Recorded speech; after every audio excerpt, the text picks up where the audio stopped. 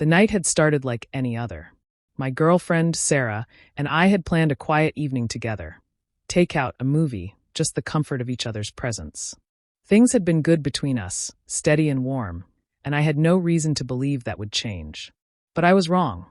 I had just finished ordering the food when the front door flew open, slamming against the wall with a force that rattled my nerves. My heart lurched as I turned, only to see my older brother, Mark, standing in the doorway. His face was flushed with anger, his fists clenched tight at his sides. "What the hell are you doing here?" I demanded, pushing myself off the couch. Mark didn't answer right away. Instead, he shoved past me, his presence suffocating as he stalked into the living room. Sarah sat on the couch, eyes wide with confusion, her fingers frozen around the glass she had been holding. "Get up," Mark spat, his voice thick with something dark, something I couldn't quite place. "You need to leave him." The words hit like a slap, but before I could react, he turned to her fully, his eyes locking onto hers with a sickening intensity. "He's a weakling. You deserve better. Tonight, I'll show you what a real man looks like." For a second, Sarah didn't move. She sat there, stunned, like the weight of his words hadn't fully sunk in yet. My blood pounded in my ears, the fury rising so fast I could barely contain it. "Mark, what the hell are you talking about?" My voice trembled with rage. "Get out. You don't get to come into my apartment, Anne." But he wasn't listening. He was too busy closing the distance between himself and Sarah, his confidence disgusting, his smirk dripping with arrogance. "You can do better than him, Sarah," he murmured, lowering his voice to something dangerously smooth. "He doesn't appreciate you. He's too busy being soft, playing the good guy. I can show you what it's like to be with someone who knows how to take control." I could barely breathe. This wasn't competition. This wasn't some petty sibling rivalry. This was betrayal. The kind that cut deeper than words, the kind that shattered whatever remained of the bond we once shared. Sarah stood then, but she didn't immediately turn to me. Instead, her eyes flickered with something unreadable: doubt? Hesitation. I reached for her, desperate to pull her back from whatever edge she was teetering on. "Sarah," I pleaded, my voice quieter now, the anger giving way to something raw, something desperate. She hesitated for a fraction of a second before exhaling, the sound heavy and full of something I didn't want to name. "I don't know Jake," she whispered, her words slicing straight through me. "He's right. You've been distant lately. And I don't know if I can keep doing this." For a moment, the world stopped. I stared at her, trying to understand, trying to make sense of what was happening. But then she turned to Mark, and in that instant I knew. He had won. Or maybe I had lost long before tonight. Mark grinned, sensing victory, feeding off my pain like it was the prize he had been after all along. "You'll see the difference tonight, Sarah," he murmured, smug and dripping with satisfaction. "I'll show you what you've been missing." I wanted to stop her. I wanted to say something, anything that would change her mind.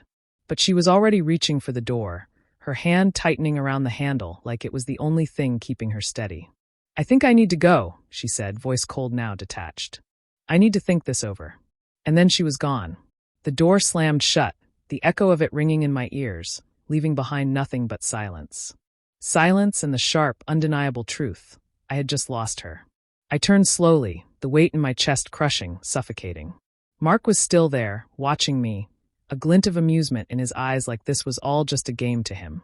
"You need to leave," I said, my voice dangerously low, my fists still clenched at my sides. He stepped closer, his smirk deepening. "You're weak, Jake. You always have been. You think you're better than me, but you're not. You couldn't even hold on to the woman you love." Something inside me snapped. This wasn't my brother. Not anymore.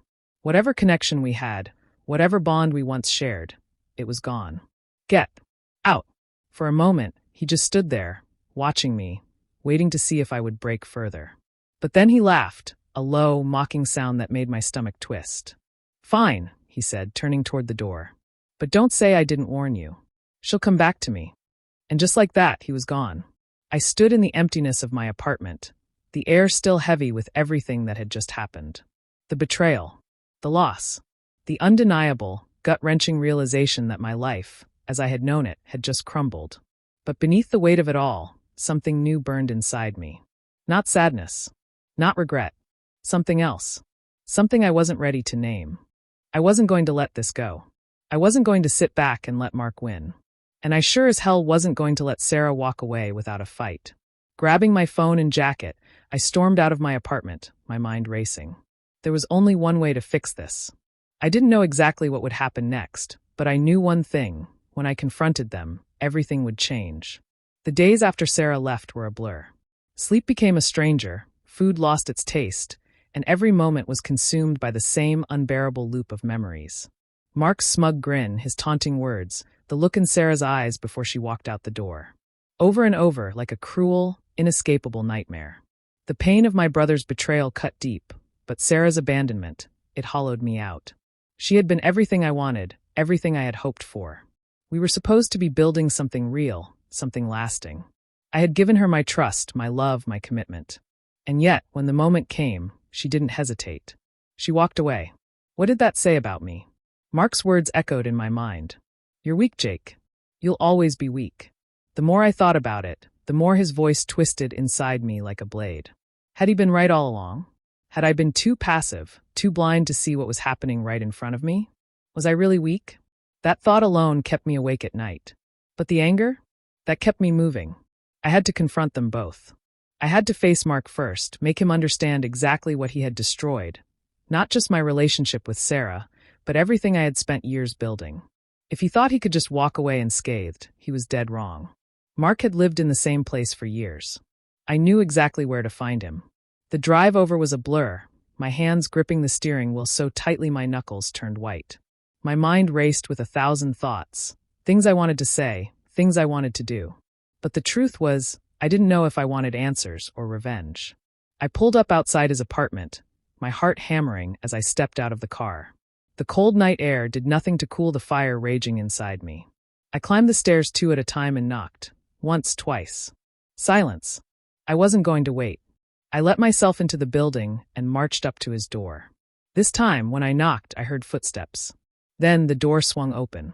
Mark stood there, his expression shifting from surprise to suspicion in an instant. Jake! His eyes flickered over me, as if trying to gauge my intentions. What are you doing here? I didn't waste time with pleasantries. You know exactly why I'm here, I said, my voice cold. We need to talk. For a second, he just stared at me. Then, without a word, he stepped aside, letting me in. The place looked the same as it always had. Messy, lived in, a reflection of his reckless, careless nature. He sauntered over to the couch, dropping onto it with an ease that made my blood boil. He even propped his feet up on the coffee table, like none of this mattered. I clenched my fists, barely holding back the fury rising inside me. I've been thinking about what happened, I started, my voice tight. What you did.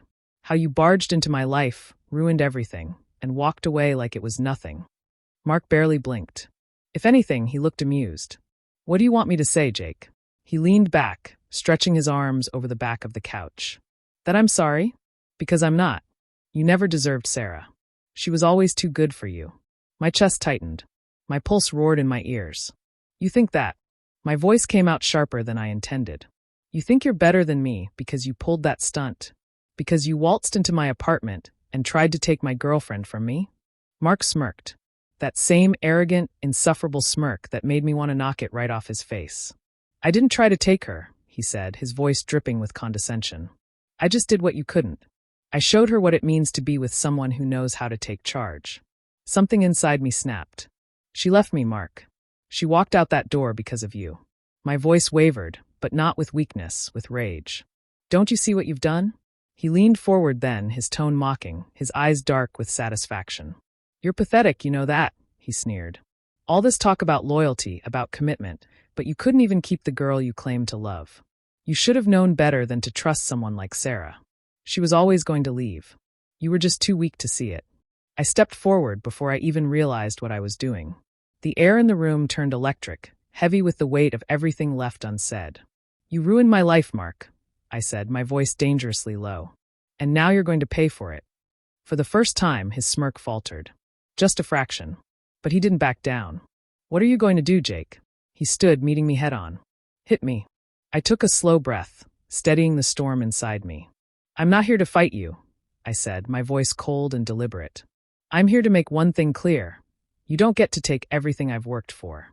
You don't get to walk into my life, burn it to the ground, and walk away without consequences. Mark arched an eyebrow. Consequences? He scoffed. For what? What exactly are you going to do, Jake? I didn't answer. I just watched as realization flickered across his face. He could see it now, the shift in me, the change in my stance, the certainty in my eyes. I wasn't backing down. Not this time. I turned toward the door, pausing only for a moment. "You'll see," I said, my voice quiet but firm. "I'm done with you." The silence that followed was deafening. For once, Mark had nothing to say. I stepped out of his apartment, my pulse still pounding, but there was something different now. Something I hadn't felt since the moment this nightmare began. Control. But there was still one more thing left to do. I had to find Sarah.